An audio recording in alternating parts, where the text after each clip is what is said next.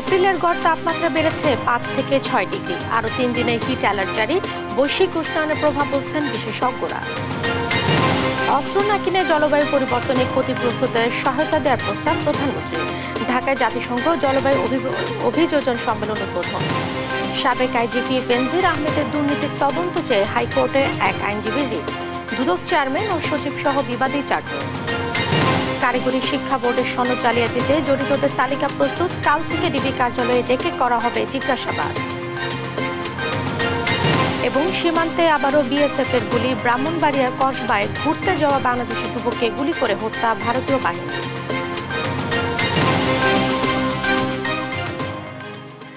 দেখছিলেন সংবাদ শিরোনাম।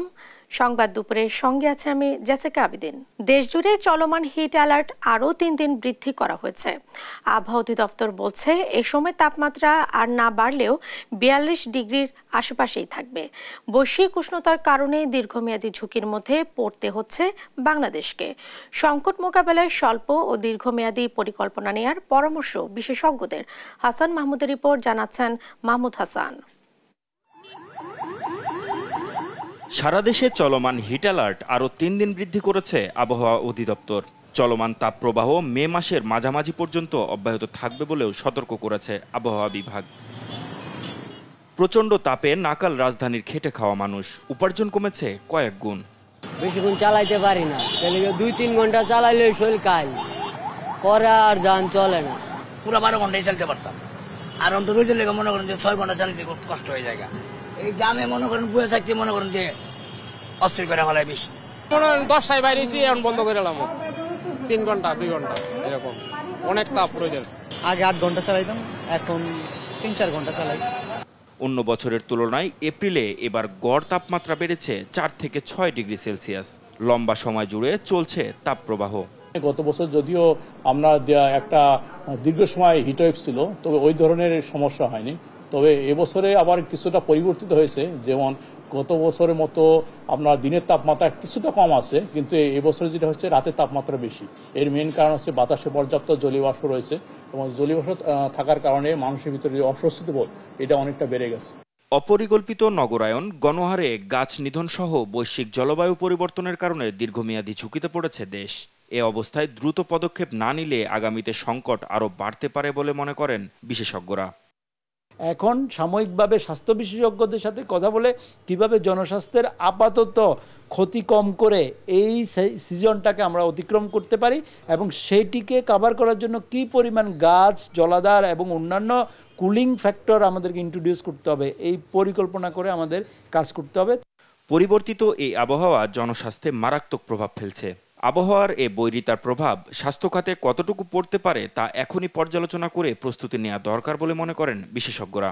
এই চরম ভাবাপন্ন পরিবেশের জন্য যে স্বাস্থ্যের সমস্যা হবে তাকে মোকাবেলার জন্য তো দীর্ঘমেয়াদী পরিকল্পনাও গ্রহণ করতে হবে। গবেষণা করতে হবে যে এই বদলে যাওয়া আবহাওয়ায়, তাপমাত্রায় ভাইরাসের চরিত্রে, ব্যাকটেরিয়ার চরিত্রে কেমন পরিবর্তন হলো। অব্যাহত তাপমাত্রা বৃদ্ধির কারণে জনস্বাস্থ্যে ক্ষতিকর প্রভাব ফেলতে পারে এমন ভাইরাস ও ব্যাকটেরিয়া সক্রিয় হতে পারে বলে আশঙ্কা বিশেষজ্ঞদের। মাহমুদ হাসান, দেশ টিভি, ঢাকা। আজকের তাপপ্রবাহের খবর জানাতে রাজধানীর ফার্মগেট থেকে যোগ দিচ্ছেন সহকর্মী হাসান মাহমুদ। হাসান, তীব্র গরমের বিষয়ে আবহাওয়া অফিস কি বলছে? সাধারণ মানুষের সাথে নিশ্চয়ই আপনার কথা হয়েছে, তারাই বা কি বলছে?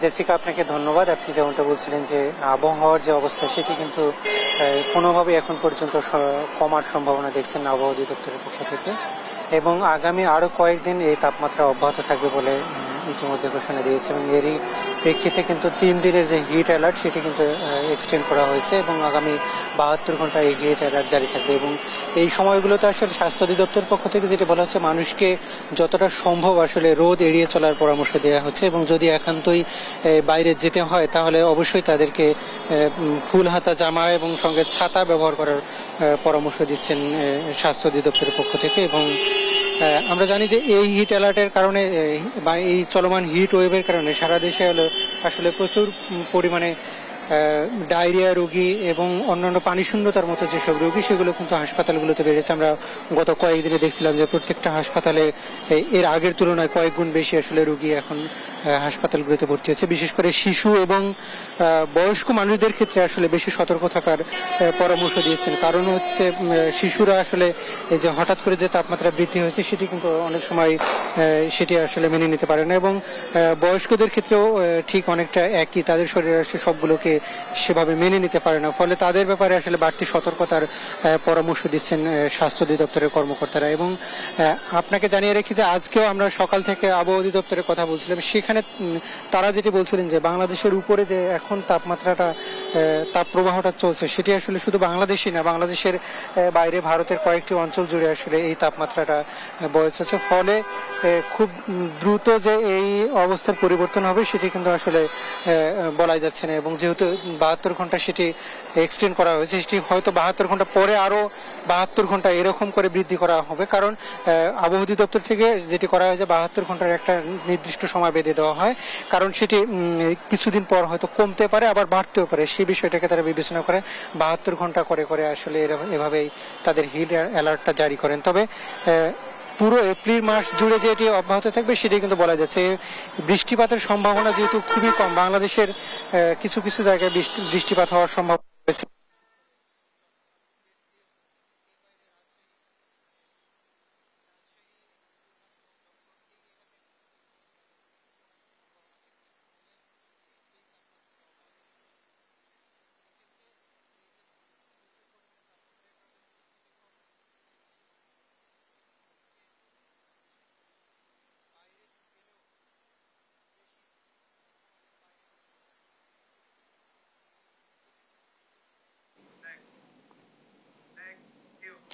হাসান, আপনাকে ধন্যবাদ। দর্শক, তাপপ্রবাহের খবর জানছিলাম সহকর্মী হাসান মাহমুদের কাছ থেকে। প্রকৃতির অগ্নিশিখায় পুড়ছে দেশ, তীব্র দাবদাহে বিপর্যস্ত জনজীবন, ঘরে বাইরে কোথাও নেই স্বস্তির কোনো খবর। দেশে চলতি মৌসুমে সর্বোচ্চ তাপমাত্রা রেকর্ড করা হয় শনিবার যশোরে 42.6 ডিগ্রি সেলসিয়াস। আর এই তীব্র দাবদাহে চরম বিপাকে পড়েছে খেটে খাওয়া শ্রমজীবী মানুষেরা। তীব্র খরায় অনেক জেলায় শুকিয়ে গেছে খালবিল, নদীনালা, দেখা দিয়েছে সুপেয় পানি সংকট। আবহাওয়া অফিস বলছে চলমানের তাপ প্রবাহ অব্যাহত থাকবে আরও কয়েকদিন। নাহিদ হাসান তিতাসের রিপোর্টে থাকছে বিস্তারিত। দেশের বেশিরভাগ জেলায় এখন তাপপ্রবাহের কবলে, কিছু অঞ্চলে বইছে তীব্র তাপপ্রবাহ। এসব এলাকায় তাপমাত্রা ছাড়িয়েছে 40 ডিগ্রি সেলসিয়াস। চলতি মৌসুমে দেশের সর্বোচ্চ তাপমাত্রা রেকর্ড করা হয়েছে শনিবার যশোরে 42.6 ডিগ্রি সেলসিয়াস। আর চলমান এ তীব্র দাবদাহে চরম বেকায়দায় পড়েছে নিম্ন আয়ের শ্রমজীবী মানুষেরা। গরমে আর কিছুই করতে পারছি না। আরে গরমে চলে কষ্ট হলেও আমাকে কিছু করার নেই, বেড়াতেই হবে। ব্যবসা করতে গেলে আমরা পেট চালাতে গেলি, এটা আমাদের করা লাগবে। রোদ খুবই, গরমও খুব, সে অসুস্থ শরীর মানে চলছে না এমন একটা অবস্থা। তীব্র দাবদাহে অনেক জেলায় সৃষ্টি হয়েছে খরার, শুকিয়ে গেছে খালবিল, নদীনালা, দেখা দিয়েছে সুপেয় পানির সংকট। তীব্র দাবদাহে চাষিরাও পড়েছেন চরম বিপাকে। তীব্র তাপদাহে আমরা বাড়ি থেকে বেরোতে পারছি না, আর খুব প্রয়োজন ছাড়া আমরা বেরোচ্ছি না। এখন যে কোনো ফসলে পানি না দিলে হচ্ছে না, আর অতিরিক্ত তাপের কারণে কোনো খ্যাতি ভালো হচ্ছে না, সবই নষ্ট হয়ে যাচ্ছে। আর আবহাওয়া অফিস বলছে তাপমাত্রা কমার এখনো কোনো সম্ভাবনা নেই। চলমান তাপপ্রবাহ অব্যাহত থাকবে আরো কয়েকদিন। অতি তীব্র তাপপ্রবাহ বয়ে যাচ্ছে, সেটা আপাতত কমার কোনো সম্ভাবনা নেই। তাপমাত্রা সামনে কিছুটা বাড়ার সম্ভাবনা আছে, কোনো বৃষ্টিপাতের সম্ভাবনা নেই। দেশে গতকাল ও আজকের তাপমাত্রা কিছুটা কম থাকলেও মঙ্গলবার থেকে তাপমাত্রা আরো বাড়ার সম্ভাবনার কথা বলছে আবহাওয়া অফিস। নাহিদ হাসান তিতাস, দেশ টিভি। এদিকে তীব্র দাবদাহ থেকে বাঁচতে বৃক্ষরোপণের জন্য কঠোর আইন প্রয়োগ সময়ের দাবি বলছেন সাধারণ মানুষ। এমন দাবির প্রেক্ষিতে পরিবেশ, বন ও জলবায়ু মন্ত্রী জানান শহরাঞ্চলে বনায়নের পরিকল্পনা নেওয়া হচ্ছে। জান্নাতুল মোহনা রিপোর্ট। ছবিতে দেখানো জায়গাটি এক সময়ের আনোয়ারা উদ্যান। গাছপালা কেটে যেখানে এখন রাখা হয়েছে মেট্রো রেল প্রকল্পের সরঞ্জামাদি। ঢাকায় এরকম বহু জায়গায় গাছ কেটে বহুতল ভবন নির্মাণ হচ্ছে। ভবনের আড়ালে গাছের ছায়া তো দূরের কথা, মাটির চিহ্ন পাওয়া মুশকিল। প্রচণ্ড গরমে অতিষ্ঠ ঢাকাবাসী। তাপমাত্রা কমার বদলে প্রতিদিন বাড়ছে গরমের তীব্রতা। আবহাওয়াবিদরা জানান পুরো এপ্রিল জুড়ে থাকবে এ দাবদাহ। এপ্রিল মাসের যে কয়েকদিন বাকি আছে সারা দেশেই মোটামুটি অঞ্চলভেদে প্লাস মাইনাস হতে পারে। আমাদের যে তাপপ্রবাহটা চলছে শুধু মৃদু থেকে মাঝারি না, তীব্র কিংবা অতি তীব্র তাপপ্রবাহ সারা দেশে বয়ে যেতে পারে। কেবল নগরায়ন নয়, সেই সঙ্গে বৃক্ষরোপণের জন্য সরকারের আইন প্রয়োগ করা প্রয়োজন বলে মনে করেন সাধারণ মানুষ। মারাত্মক সাংঘাতিক গরম, সূর্যের তাপের রাস্তার তাপের সাথে মিলে আমার মানে হাঁটা চালানো কষ্ট যাচ্ছে। 2 দিন আছে আমি ঢাকা শহরে আসলাম, কিন্তু আপনার বৃক্ষ নাই, আমি সেটা অনুভব করতে পারতেছি। এখন গাছ লাগানোর জন্য কিন্তু বাসার পাশে বা বাসার সামনের দিকে কোনো জায়গা রাখি না। আমেরিকা বা ইউরোপ কান্ট্রির মতো তো আপনার বাড়িতে গাছ নাই কেন আপনাকে এত টাকা জরিমানা? অবশ্যই আইন করা উচিত এবং আইনের প্রয়োগ থাকা উচিত। অন্যদিকে তীব্র দাবদাহ থেকে রক্ষা পেতে শহরাঞ্চলে বনায়নের পরিকল্পনা নেওয়া হচ্ছে বলে জানান পরিবেশ, বন ও জলবায়ু মন্ত্রী সাবের হোসেন চৌধুরী। বনায়নটা নগর অঞ্চলে বা শহরে যদি ভালোভাবে করতে পারি পরিকল্পনা অনুযায়ী, তাহলে তাপমাত্রা 3 থেকে 4 ডিগ্রি সেলসিয়াস কমতে পারে। তাপমাত্রা নিয়ন্ত্রণে রাখতে বর্ষাকালে বৃক্ষরোপণের উপর গুরুত্ব দেন সংশ্লিষ্টরা। জান্নাতুল মোহনা, দেশ টিভি, ঢাকা। যুদ্ধের পেছনে অর্থ ব্যয় না করে তা জলবায়ু অভিঘাত মোকাবেলায় ব্যয় করতে বিশ্ব নেতাদের প্রতি আহ্বান জানিয়েছেন প্রধানমন্ত্রী শেখ হাসিনা। ভবিষ্যৎ প্রজন্মের জন্য নিরাপদ ও বাসযোগ্য পৃথিবী গড়তে জলবায়ু অভিযোজন সক্ষমতা বৃদ্ধি সহ 5 দফা সুপারিশ তুলে ধরেন তিনি। সমুদ্রপৃষ্ঠের উচ্চতা ও লবণাক্ততা বৃদ্ধি, নদী ভাঙন, বন্যা এবং খরায় বাস্তুচ্যুতদের পুনর্বাসনের দায়িত্ব সকল দেশকে ভাগ করে নিতে হবে। বিস্তারিত জানাচ্ছেন শামীমা আক্তার। জাতিসংঘের জলবায়ু অভিযোজন সম্মেলন 2024-এর উদ্বোধনী উপলক্ষে রাজধানীর বঙ্গবন্ধু আন্তর্জাতিক সম্মেলন কেন্দ্রে এই আয়োজন। পরিবেশ, বন ও জলবায়ু পরিবর্তন বিষয়ক মন্ত্রণালয়ের উদ্যোগে আয়োজিত এই সম্মেলনের উদ্বোধন করেন প্রধানমন্ত্রী শেখ হাসিনা। বন, পরিবেশ ও জলবায়ু পরিবর্তন বিষয়ক মন্ত্রণালয়ের মন্ত্রী সহ দেশি বিদেশে বিভিন্ন সংস্থার প্রতিনিধি, এনজিও প্রতিনিধি, জলবায়ু বিশেষজ্ঞ সহ প্রায় 1000 প্রতিনিধির উদ্বোধনী অনুষ্ঠানে অংশ নেন। 4 দিনের এই সম্মেলনের লক্ষ্য বিশ্বের কাছে জাতিসংঘের জলবায়ু অভিযোজনে বাংলাদেশের সফলতা তুলে ধরা।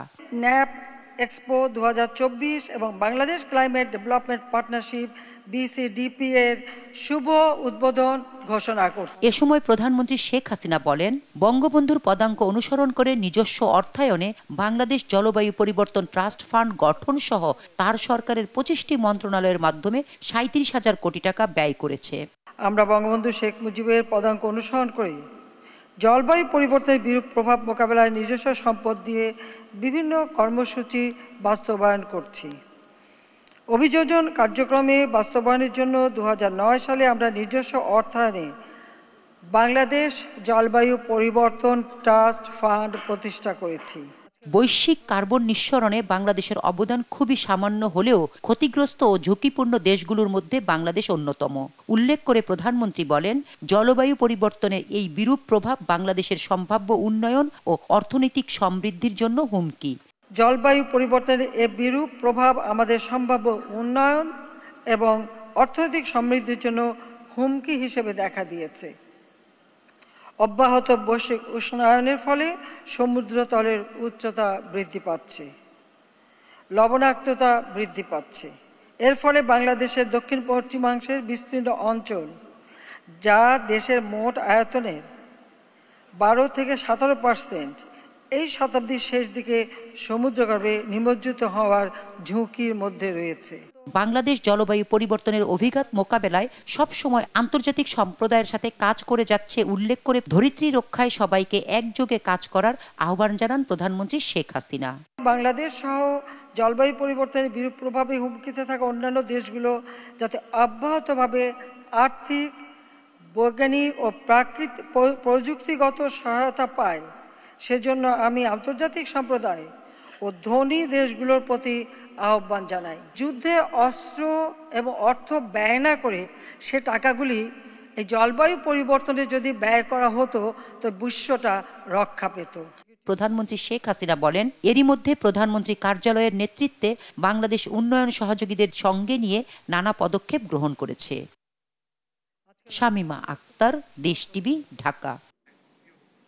বিএনপি চেয়ারপারসন খালেদা জিয়ার বিরুদ্ধে দায়ের করা হত্যা ও রাষ্ট্রদ্রোহের মামলা সহ 11 মামলার শুনানির জন্য আগামী 29 জুলাই দিন ধার্য করেছেন আদালত। সোমবার ঢাকা মহানগর দায়রা জজ মোহাম্মদ আশরামস জকলুল হোসেন এই দিন ধার্য করেন। আজ মামলাগুলো শুনানির জন্য ধার্য থাকলেও হাইকোর্ট খালেদা জিয়ার পক্ষে অধিকাংশ মামলার কার্যক্রম স্থগিত করেছেন। এজন্য শুনানি পেছানোর আবেদন করেন খালেদা জিয়ার আইনজীবী। আবেদনের পরিপ্রেক্ষিতে আদালত নতুন এদিন ধার্য করেন। মামলাগুলোর মধ্যে রয়েছে রাজধানীর দারুল সামস থানায় করা নাশকতার 8টি, যাত্রাবাড়ি থানায় 2টি ও রাষ্ট্রদ্রোহের 1টি মামলা। সব মামলার কার্যক্রম খালেদা জিয়ার পক্ষে স্থগিত করেছেন হাইকোর্ট। সাবেক আইজিপি বেনজির আহমেদের দুর্নীতির অনুসন্ধান চেয়ে হাইকোর্টে একটি রিট দায়ের করেছে। সোমবার হাইকোর্টের সংশ্লিষ্ট শাখায় এই রিট দায়ের করেন সুপ্রিম কোর্টের আইনজীবী সালাউদ্দিন রিগান। রিটে বেনজির আহমেদের বিরুদ্ধে ওঠা দুর্নীতির অভিযোগ অনুসন্ধান করতে নির্দেশনা চাওয়া হয়েছে। বিচারপতি নজরুল ইসলাম তালুকদারের হাইকোর্ট বেঞ্চে মঙ্গলবার এই শুনানি অনুষ্ঠিত হতে পারে। রিটে দুদক চেয়ারম্যান, সচিব সহ 4 জনকে বিবাদী করা হয়েছে। একদিন আগেই সাবেক আইজিপি বেনজির আহমেদের বিরুদ্ধে ওঠা অভিযোগ অনুসন্ধানে দুর্নীতি দমন কমিশন দুদককে চিঠি দেন ব্যারিস্টার সৈয়দ সাইদুল হক সুমন।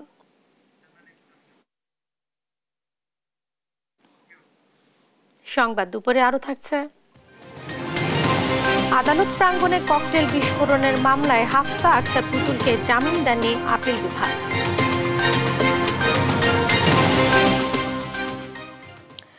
কারিগরি শিক্ষা বোর্ডের সার্টিফিকেট ও মার্কশিট ক্রয় বিক্রয়ে সহযোগিতা করে যারা মাসোহারা নিতেন তাদের জিজ্ঞাসাবাদ করা হবে বলে জানিয়েছেন ডিবি প্রধান হারুনুর রশিদ। দুপুরে রাজধানীর ডিএমপি মিডিয়া সেন্টারে এক প্রেস ব্রিফিংয়ে সাংবাদিকদের প্রশ্নের উত্তরে একথা জানান তিনি। বলেন, এ ঘটনায় সম্পৃক্ত কাউকেই ছাড় দেওয়া হবে না। তথ্য উপাত্ত বিশ্লেষণ ও তদন্ত করে দোষীদের বিরুদ্ধে আইনি ব্যবস্থা নেওয়ারও কথা জানান ডিবি প্রধান।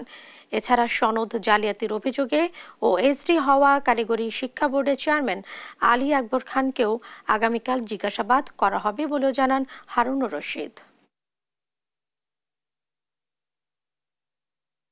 আমরা মনে করি যে এখানে যাদের নামে এসেছে তাদেরকে প্রত্যেককে আমরা পর্যায়ক্রমে ডাকবো। আগে আমাদেরকে একটু বোর্ডের যে সাবেক চেয়ারম্যান, যিনি তাকে গতকাল ওএসডি করা হয়েছে, আপনারাই বললেন, এখন তাকে আমরা আগামীকাল ডাকবো।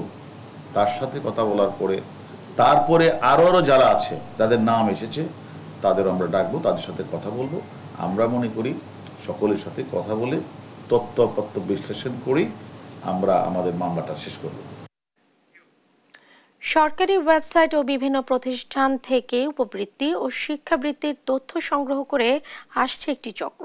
পরে বিভিন্ন প্রলোভনে টাকা দেওয়ার নাম করে প্রতারণার মাধ্যমে ক্রেডিট কার্ড ও মোবাইল ব্যাংকিং থেকে অর্থ হাতে নিত তারা। এমন প্রতারক চক্রের মূল হোতা সহ 8 সদস্যকে গ্রেফতারের পর এমন তথ্য জানায় র্যাব। ঢাকা, গাজীপুর, নারায়ণগঞ্জ, জামালপুর, কুমিল্লা ও ফরিদপুর থেকে এদের আটক করা হয়েছে। সোমবার করওয়ানবাজারে মিডিয়া সেন্টারে এসব তথ্য জানান র্যাব 5-এর অধিনায়ক লেফটেন্যান্ট কর্নেল মুনিম ফেরদৌস। প্রতারণার কাজে ব্যবহৃত 3 শতাধিক সিমও উদ্ধার করা হয়েছে। সংঘবদ্ধ এই চক্রের নেটওয়ার্কে সারা দেশে রয়েছে 2000 সদস্য। প্রতারণার মাধ্যমে তারা বিপুল পরিমাণ অর্থ হাতিয়ে নিয়েছে।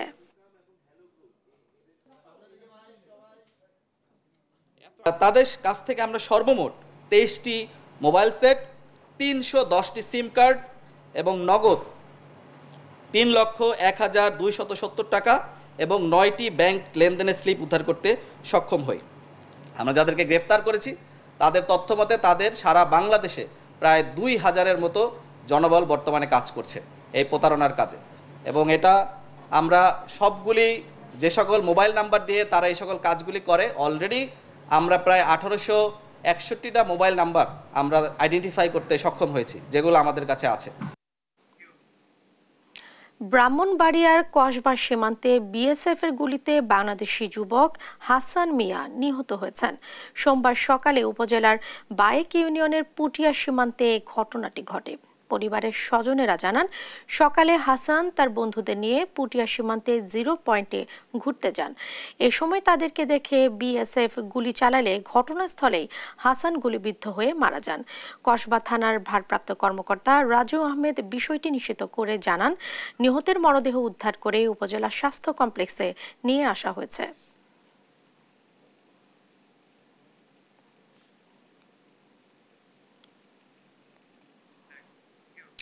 31 মে থেকে নতুন করে বিদেশি শ্রমিক নিয়োগের আবেদন নিচ্ছে না মালয়েশিয়া। এতে বন্ধ হচ্ছে দেশটিতে বাংলাদেশি শ্রমিক নিয়োগ। অভিবাসন বিশেষজ্ঞরা এই পরিস্থিতির জন্য দায়ী করছেন কিছু অসাধু শ্রমবাজার চক্রকে। তবে বাইরা মহাসচিব বলছেন, নির্দিষ্ট কয়েকটি এজেন্সির মাধ্যমে শ্রমিক পাঠানোর কারণেই এমন পরিস্থিতি। প্রবাসী কল্যাণ প্রতিমন্ত্রী স্বীকার করছেন, এই চক্রের কারণে এমনটা হতে পারে।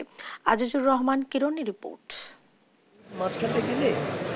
আগামী 31 মার্চের পর নতুন করে আর কর্মীর চাহিদাপত্র ইস্যু করবে না, এমন ঘোষণা দিয়েছে মালয়েশিয়া সরকার। ফলে এর আগে ইস্যু করা চাহিদাপত্রে আগামী 31 মে পর্যন্ত দেশটিতে প্রবেশ করা যাবে। এরপর আর বিদেশি কোনো কর্মী সে দেশে প্রবেশ করতে পারবে না। মালয়েশিয়ার এমন সিদ্ধান্তে সংশয়ে পড়েছে নেপাল, মিয়ানমার সহ বাংলাদেশও। মালয়েশিয়ায় বিদেশি শ্রমিকদের 70% বেশি বাংলাদেশি হওয়ায় দেশের জনশক্তি ব্যবসায়ীরা এই সিদ্ধান্ত নিয়ে নতুন করে সংকট দেখছেন। 2 বছর চলে, 3 বছর চলে, আবার 5-7 বছর বন্ধ থাকে, 8 বছর বন্ধ থাকে। আমরা যেটা বলতে চাচ্ছি যে that should B a permanent solution. অভিবাসন বিশেষজ্ঞদের অভিযোগ, একটি শক্তিশালী চক্র সরকারের সঙ্গে হাত মিলিয়ে বেশি টাকার লোভে মালয়েশিয়ার শ্রমবাজার নিয়ে দীর্ঘদিন ধরে স্বেচ্ছাচারিতা চালিয়ে আসছে, যার ফলশ্রুতিতে দেশটির সরকার এই সিদ্ধান্ত নিতে বাধ্য হয়েছে। দুষ্ট চক্র যখনই বাজার কোনো জায়গায় তৈরি হচ্ছে, একটা ক্ষুদ্র স্বার্থান্বেষী চক্র তাদের এখানে অবস্থান এখানে মানে দৃঢ় করছে, এবং এখানে রাষ্ট্রের যে উদ্যোগ সেটা কিন্তু এখনো পর্যন্ত কিন্তু আমরা দেখি না যে সেগুলি ভাঙতে পেরেছে। যে গুটিগত রিক্রুটিং এজেন্সি মালয়েশিয়ার শ্রমবাজারটাকে নিয়ন্ত্রণ করছে, এদেরকে নির্বাচন করছে কারা বা তাদেরকে কাজ করার অধিকারটা কারা দিচ্ছে? প্রবাসী বাংলাদেশিদের মধ্যে কেউ কেউ আছেন যারা খুবই প্রভাবশীল এবং সরকারি জায়গাতেও অথবা রাষ্ট্রীয় পর্যায়ে খুব প্রভাবশালী জায়গায় রয়েছেন, এরকম ব্যক্তিরা জড়িত আছেন। Bangladesh association of international recruiting agency বাইরার মহাসচিব শামীম আহমেদ চৌধুরী বলছেন, এই দায় সরকারকেই নিতে হবে। পাশাপাশি শ্রমিক নেওয়ার ক্ষেত্রে মালয়েশিয়া সরকারের একটি চক্রকেও দায়ী করেন তিনি। এটা মালয়েশিয়ান সরকারের সিস্টেম হয়ে থাকে এবং বাকি 14টা দেশ এইভাবেই কর্মী পাঠায়। Obviously we are not different, it should be applicable for us. But if নেপালের 800-900 এজেন্সি সবাই লোক পাঠাতে পারে মালয়েশিয়াতে, ওয়াই নট বাংলাদেশ? ওইখানে কিছু বিশৃঙ্খলা হয়েছে, এই এত কিছু করার পরেও সেই জন্য আমরা বলছি এই সিস্টেম থেকে আমাদের বেরিয়ে আসা উচিত। এখন হাই টাইম। অন্য সব দেশ যেভাবে লোক না, আমরা সেভাবে, আমরাও একই দেশে একই পদ্ধতিতে আমাদের দেশ থেকে লোক যাবে। এটা হলো নাম্বার 1, আমাদের এগ্রিমেন্টে এটা আসা উচিত। প্রবাসী কল্যাণ প্রতিমন্ত্রী শফিকুর রহমান চৌধুরী বলছেন, 31 মের পর নতুন চুক্তিতে শ্রমিক পাঠাতে 2 দেশের সঙ্গে আলোচনা চলছে। আমাদের 5,30,000-এর মতো চলে গেছে, আর বাকি যেগুলো আছে এগুলো যাবে। এরপরে নতুন কন্ট্রাক্ট হইতেছে। সিন্ডিকেট এটা 2 দেশের মধ্যে ব্যবসায়িক সম্পর্ক তাদের মধ্যে আছে, থাকবে, সেটা আমরা কারো সিন্ডিকেটের তৎকা করি না। সম্প্রতি মালয়েশিয়া বাংলাদেশে অভিবাসীদের অবস্থা নিয়ে হতাশা জানিয়ে বিবৃতি দিয়েছে জাতিসংঘ। এসব বিষয়ে সরকারকে কার্যকর পদক্ষেপ নেওয়ার আহ্বান জানিয়েছেন বিশেষজ্ঞরা। আজিজুর রহমান কিরণ, দেশ টিভি, ঢাকা। সুপ্রিম কোর্ট আইনজীবী সমিতির নির্বাচনের পর বিএনপি আইনজীবী ফোরামের ভাঙন দৃশ্যমান হলো। ফোরামের মহাসচিব ও বিএনপি আইন বিষয়ক সম্পাদক ব্যারিস্টার কায়সার কামালকে এক হাত নিলেন বারের নতুন সভাপতি ব্যারিস্টার মাহবুবুদ্দিন খোকন। সোমবার সংবাদ সম্মেলনে খোকন বলেন, কায়সার কামাল সরকারের এজেন্ট হয়ে বার নির্বাচনে কাজ করেছে। বলেন, সময় এসেছে তাকে দল থেকে বহিষ্কারের। দলের ভারপ্রাপ্ত চেয়ারম্যান তারেক রহমানের নির্দেশে বার নির্বাচনে অংশ নিয়েছেন এবং দায়িত্ব গ্রহণ করেছেন বলেও দাবি করেন বার সভাপতি। আমার 18-19 বছর বয়স থেকে আমি বিএনপি করছি, বিএনপি করবো, কোন পদে থাকবো না থাকবো ডাজেন্ট ম্যাটার। তবে কুলাঙ্গারদেরকে নিয়ে আমি চাই কুলাঙ্গাররা আমাদের দল, আমার শহীদ জিয়া প্রতিষ্ঠিত বাংলাদেশ রাজ্য থাকুক, এটা আমি চাই না। আমি কিন্তু আইনজীবীদের আইনজীবী ফোরামের সদস্যদের আহ্বান জানাচ্ছি, এই কুলাঙ্গার বালক কায়সার কামালকে ব্যাপারে আপনারা ব্যবস্থা গ্রহণ করুন। আদালত প্রাঙ্গণে ককটেল বিস্ফোরণের মামলায় নূরজাহান নুরীর মা হাফসা আক্তার পুতুলকে জামিন দেননি আপিল বিভাগ।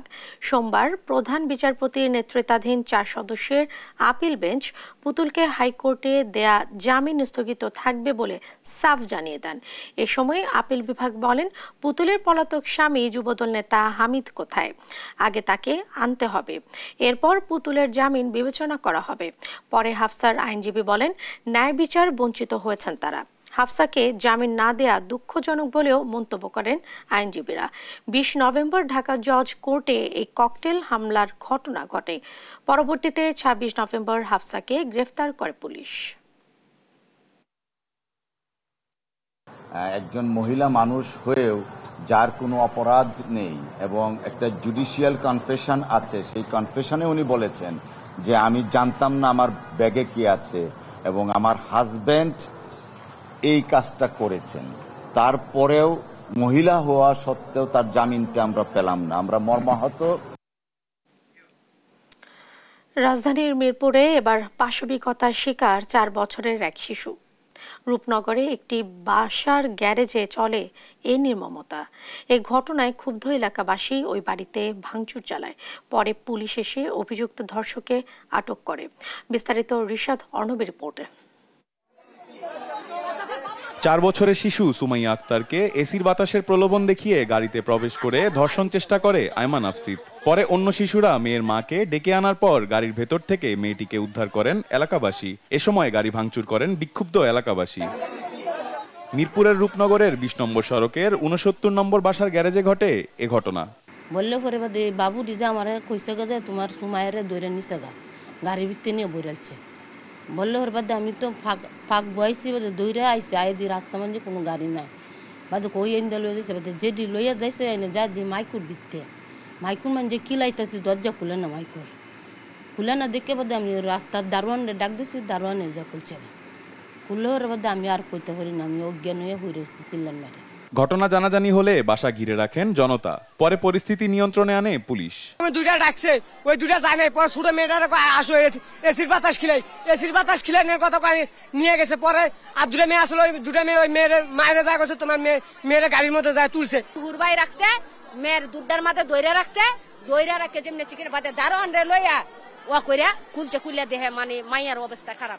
পরে বাসা থেকে অভিযুক্তকে আটক করে রূপনগর থানা পুলিশ। চাচার বাসায় বেড়াতে এসে এ ঘটনা ঘটায় 5ম শ্রেণীর ওই শিশু। পুলিশ জানায় প্রাথমিকভাবে ঘটনা স্বীকার করেছে অভিযুক্ত শিশু। পরীক্ষা নিরীক্ষা চলছে, চিকিৎসাধীন হচ্ছে। আমাদের ফোর্স অফিসার সবাই আছে, তাদের বক্তব্য ডাক্তারের বক্তব্য নেওয়ার চেষ্টা করতেছে। সে আমাদের কাছে প্রাথমিকভাবে স্বীকার করছে। আমরা নিয়মিত যে মামলা আছে, যেটা আইনগত ব্যবস্থা যা যা করার, যদি ধর্ষণের অভিযোগ আমরা ধর্ষণ মামলা নেব। এ ঘটনায় পরিবারের পক্ষ থেকে কিশোর আইনে রূপনগর থানায় ধর্ষণ মামলা করা হয়। রিশাদ অর্ণব, দেশ টিভি, ঢাকা। ফরিদপুরে বাস পিকআপ সংঘর্ষে 15 জন নিহতের ঘটনায় জড়িত বাসের চালক খোকন মিয়াকে গ্রেফতার করেছে র্যাব 6 ঝুনাইদহ ক্যাম্পের কমান্ডার মেজর নাইম আহমেদ জানান, জেলার কোটচাঁদপুর উপজেলা শহরের স্টেশন পাড়া থেকে তাকে গ্রেফতার করা হয়। এরপর তাকে ফরিদপুর র্যাব 10-এর সদস্যদের কাছে হস্তান্তর করা হয়েছে। এই বিষয়ে পরবর্তী আইনি ব্যবস্থা প্রক্রিয়াধীন।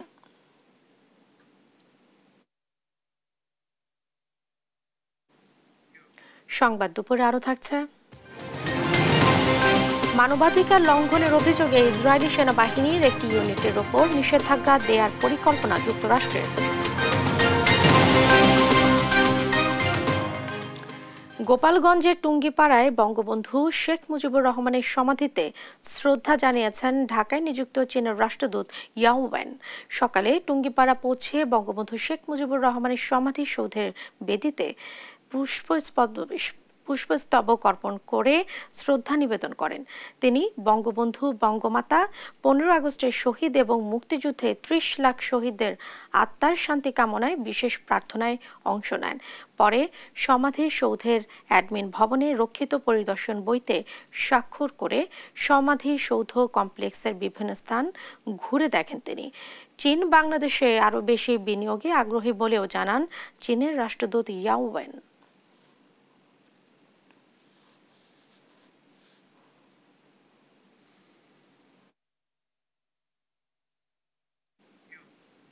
দেশে পাল্লা দিয়ে বাড়ছে হৃদরোগ, মোট মৃত্যুর 17% এ রোগে। জাতীয় হৃদরোগ ইনস্টিটিউটে দিনে গড়ে জরুরি বিভাগে সেবা নেন অন্তত 300 রোগী। বিশেষজ্ঞরা বলছেন হৃদরোগ থেকে বাঁচতে সচেতনতার বিকল্প নেই। হাসান মাহমুদের রিপোর্ট। গভীর রাতে গগনবিদারী কান্নায় ভারী জাতীয় হৃদরোগ হাসপাতাল। হৃদরোগে আক্রান্ত হলে হাসপাতালে নিয়ে আসেন স্বজনরা। সময় বড্ড দেরি হয়ে গেছে, মৃত ঘোষণা করেন চিকিৎসক। তাই নিথর দেহ নিয়ে বাড়ি ফেরার আয়োজন। প্রতি মুহূর্তেই এমন নতুন ঘটনার জন্ম হয় এই হাসপাতালে। রাত যতই গভীর হোক, রোগী ও স্বজনদের আনাগোনা চলতেই থাকে। কখনো ক্লান্ত শরীরে বসার জায়গায় শুয়ে পড়েন অনেকে। হাসপাতালে আসার কারণ ভিন্ন হলেও প্রতি মুহূর্তে শঙ্কায় কাটে স্বজনদের। 24 ঘন্টার মতো 24 ঘন্টায় তাদেরকে মনিটরিং করতে হয়। এখানে আপনার একটা মিনিট একটু লেট করবেন, যে কোনো কিছু হয়ে যেতে পারে। হাসপাতাল তো থাকার স্পেস নাই, তারপরে আপনার রোগী নিয়ে দৌড়াদৌড়ি, এ নিয়ে তো মানসিকভাবে এমনিতেই একটু বিপর্যস্ত অবস্থায় থাকে। একটা প্রেশার থাকে, দৌড়াদৌড়ি করতে হয়। আর সরকারি হাসপাতাল এখানে ওখানে দৌড়াদৌড়ি তো অবশ্যই। দেশে অব্যাহত আর্থসামাজিক উন্নয়ন ও জীবনযাত্রার পরিবর্তনের প্রভাবে বাড়ছে হৃদরোগে আক্রান্তের হার। পরিসংখ্যান ব্যুরোর হিসেবে দেশে মৃত্যুর কারণগুলোর মধ্যে সর্বোচ্চ 17% মৃত্যু হয় হৃদরোগে। হার্ট অ্যাটাকের পর খুব কম সময়ে হাতে থাকে। স্বল্প সময়ে হাসপাতাল পর্যন্ত নিয়ে আসাও বড় চ্যালেঞ্জ। বিভিন্ন কারণে নির্মম সাক্ষী হতে হয় অ্যাম্বুলেন্স চালকদের। সঙ্গে রোগী বহনকারীদেরও থাকতে হয় বাড়তি সতর্ক। অনেক আছে রুগী অস্থির হয়ে থাকা, বুঝানোর সমস্যা, হ্যাঁ সাথে রাগ করা যাবে না, কারণ আর তো রুগী তো খারাপ। রুগী অনেক সময় অনেক সিরিয়াস থাকে, যত তাকে তা যাইতে পারবো তত তাকে তা রুগীটা সেবা হবে। মাঝে মধ্যে আসতে গেলে গেটের সামনে আসছি, মারা গেছে, এটা নিজের কাছে একটা কষ্টজনক। কায়িক পরিশ্রম না করা, খাদ্যাভ্যাসে পরিবর্তন ও ধূমপান সহ নানা কারণে বাড়ছে হৃদরোগে মৃত্যুর ঝুঁকি। এই হার্টের রোগ এই বৃদ্ধির মূল কারণ হচ্ছে আমাদের অনিয়ন্ত্রিত জীবনযাপন। এক নম্বর হচ্ছে যে আমাদের লাইফস্টাইল, আমরা যেটা যদি বলি আমাদের খাওয়া দাওয়া থেকে শুরু করে আমাদের হাঁটা অপরিমিত। আমরা একটা সুস্থ মানুষকে বলি যে অ্যাটলিস্ট প্রতিদিন 40 মিনিট করে হাঁটার জন্য। তার খাওয়া দাওয়ার লাইফস্টাইল, আমাদের বিশেষ করে আরবান এলাকায়, শহর এলাকায় দেখবেন যে আমাদের ফাস্টফুড খাওয়ার প্রতি একটা প্রবণতা বেড়ে গেছে। হ্যাঁ, আমাদের সেডেন্টারি লাইফস্টাইল।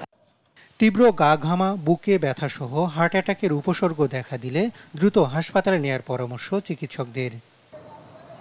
হাসান মাহমুদ, দেশ টিভি, ঢাকা। এবারে আন্তর্জাতিক প্রসঙ্গ। মালদ্বীপের পার্লামেন্ট নির্বাচনে নিরঙ্কুশ সংখ্যাগরিষ্ঠতা পেল চীনপন্থী প্রেসিডেন্ট মোহাম্মদ মুইজুর দল পিপলস ন্যাশনাল কংগ্রেস পিএনসি। রোববার স্থানীয় সময়ে রবিবার রাত 12:30 পর্যন্ত দেশটির পার্লামেন্ট পিপলস মজলিসের 93 আসনের মধ্যে 86টির ফল ঘোষণা করে।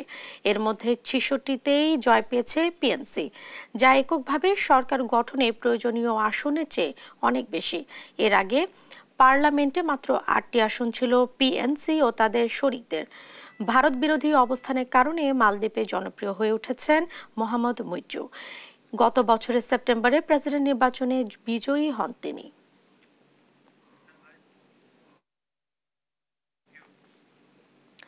মানবাধিকার লঙ্ঘনের অভিযোগে ইসরায়েলি সেনাবাহিনীর একটি ইউনিটের উপর নিষেধাজ্ঞা দেওয়ার পরিকল্পনা করছে যুক্তরাষ্ট্র। আর এই নিষেধাজ্ঞার বিরুদ্ধে সর্বোচ্চ দিয়ে লড়াই করার ঘোষণা দিয়েছে ইসরায়েলি প্রধানমন্ত্রী বেনিয়ামিন নেতানিয়াহু। এদিকে গাজায় ইসরায়েলে চালানো গণহত্যাকে রাজনৈতিক সুরক্ষা দিচ্ছে যুক্তরাষ্ট্র বলে অভিযোগ করেছেন হামাস প্রধান ইসমাইল হানিয়া। আরও জানাচ্ছেন মুশরিফা নুজহাত। অবরুদ্ধ গাজার উত্তরাঞ্চলে নুসাইরাত শরণার্থী শিবিরে দ্বিতীয় দিনের মতো ইসরায়েলি বাহিনীর ভয়াবহ হামলা চলছে। এতে ঘটছে হতাহতের ঘটনা। এদিকে ইসরায়েলি বাহিনী দক্ষিণাঞ্চলের নাসের হাসপাতাল প্রাঙ্গণ ছাড়ার পর স্পষ্ট হয়ে উঠেছে সেখানকার বিপর্যয়কর চিত্র। হাসপাতাল চত্বর যেন পরিণত হয়েছে গণকবরে। ফিলিস্তিনের উদ্ধারকারী সংস্থা এই চত্বর থেকে প্রায় 200 মরদেহ উদ্ধার করেছেন। আশঙ্কা করছেন আরও মরদেহ উদ্ধার হতে পারে। রাফায় সোমবার রাতে ভয়াবহ বিমান হামলায় ঘটেছে হতাহতের ঘটনা। নিহতদের মধ্যে এক গর্ভবতী নারী নিহত হলেও চিকিৎসকদের আপ্রাণ চেষ্টায় বাঁচানো গেছে তার শিশুকে।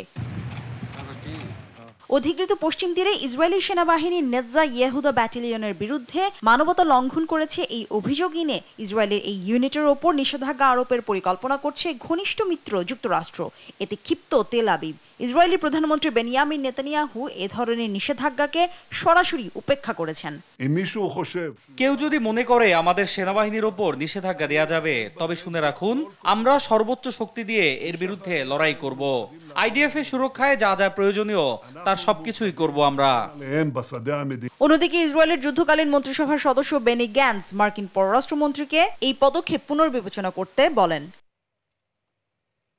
পশ্চিম তীরে অভিযান পরিচালনা করে আসে নেতজা ইয়েহুদা ইউনিটটি। 7 অক্টোবরের পর থেকে ফিলিস্তিনিদের লুটপাট, আটক এবং হত্যার মাত্রা বাড়িয়ে দেয় এই ব্যাটালিয়ন। হামাস নেতা ইসমাইল হানিয়া বলেন, গাজায় ইসরায়েলের গণহত্যাকে রাজনৈতিক আশ্রয় প্রশ্রয় দিচ্ছে যুক্তরাষ্ট্র। বলেন, গাজায় অবিলম্বে হামলা বন্ধ করতে হবে এবং আইডিএফকে সম্পূর্ণরূপে প্রত্যাহার করতে হবে। হানিয়া বলেন, ইরানের সঙ্গে চলমান উত্তেজনার জন্য একমাত্র দায়ী ইসরায়েল, আর এই কারণে গাজায় যুদ্ধবিরতির আলোচনা বাধাগ্রস্ত হচ্ছে। বৈঠক, আলোচনা, কোনো কিছু করেই ইসরায়েল যুদ্ধবিরতিতে সম্মত হচ্ছে না। তারা শুধু চায় জিম্মি মুক্তি, যেন তারা পূর্ণ শক্তি নিয়ে গাজায় যুদ্ধ চালিয়ে যেতে পারে। এটা হতে দেয়া যায় না। গাজায় সেনা প্রত্যাহার ছাড়া কোনো ধরনের চুক্তি অর্থহীন। এই বিবৃতির পর তুরস্কের রাজধানী ইস্তাম্বুলে তুর্কি প্রেসিডেন্ট রিসেপ তাইয়েপ এরদোয়ানের সঙ্গে বৈঠক করেন হানিয়া। এদিকে ইরানের পররাষ্ট্রমন্ত্রী হোসেন আমির আবদুল্লাহিয়ান বলেন, গাজায় ইসরায়েলি আগ্রাসন এই অঞ্চলের নিরাপত্তাহীনতার প্রধান কারণ। শুধুমাত্র তেল আবিবের কারণেই মধ্যপ্রাচ্যে অশান্তি এবং অনিরাপদ পরিস্থিতি বিরাজ করছে। মুশরিফা নুজাত, নিউজ ডেস্ক, দেশ টিভি। প্রবল ভারী বর্ষণে সৌদি আরবে দেখা দিয়েছে ভয়াবহ বন্যা। এতে দেশটির রাজধানী রিয়াদ সহ তলিয়ে গেছে বিভিন্ন অঞ্চল। বিপর্যস্ত হয়ে পড়েছে জনজীবন। বন্যার কারণে বন্ধ করে দেয়া হয়েছে শিক্ষা প্রতিষ্ঠান। বন্যা কবলিতদের উদ্ধারে তৎপরতা চালাচ্ছে নিরাপত্তা বাহিনী। আবহাওয়া অফিস থেকে জারি করা হয়েছে সতর্কতা সংকেত। রায়হান কবির শুভ্র রিপোর্ট। দেখে মনে হতে পারে খরস্রোতা কোনো এক নদী, কিন্তু আদতে এটি কোনো নদী নয়। প্রবল বর্ষণে এমন জলবদ্ধতা মরুর দেশ সৌদি আরবের রিয়াদে। পানি ঢুকে পড়েছে শপিং মলে, তলিয়ে গেছে মহাসড়ক। কয়েকদিনের টানা বর্ষণে রাজধানীর পাশাপাশি তলিয়ে গেছে দিরিয়া, হুরাইমালা, ধুরমা ও কুয়াইয়া অঞ্চল। সামাজিক মাধ্যমে ভাইরাল ভিডিওতেও দেখা মিলছে সড়কে জমে থাকা পানিতে ভেসে যাচ্ছে গাড়ি। ভারী বৃষ্টি ও প্রবল বন্যার কারণে বন্ধ করে দেওয়া হয় স্কুল, কলেজ ও বিশ্ববিদ্যালয় সহ সকল শিক্ষা প্রতিষ্ঠান। আবহাওয়া পূর্বাভাস বলছে বাড়বে ধূলিঝড়। এ অবস্থায় জরুরি প্রয়োজন ছাড়া ঘর থেকে বের না হওয়ার নির্দেশনা দেওয়া হয়েছে। এর আগে গেল সপ্তাহে সংযুক্ত আরব আমিরাতে ভারী বৃষ্টিপাত হয়। এতে দুবাই সহ আমিরাতের বিভিন্ন অঞ্চলে বন্যা দেখা দেয়। রায়হান কবির শুভ্র, নিউজ ডেস্ক, দেশ টিভি।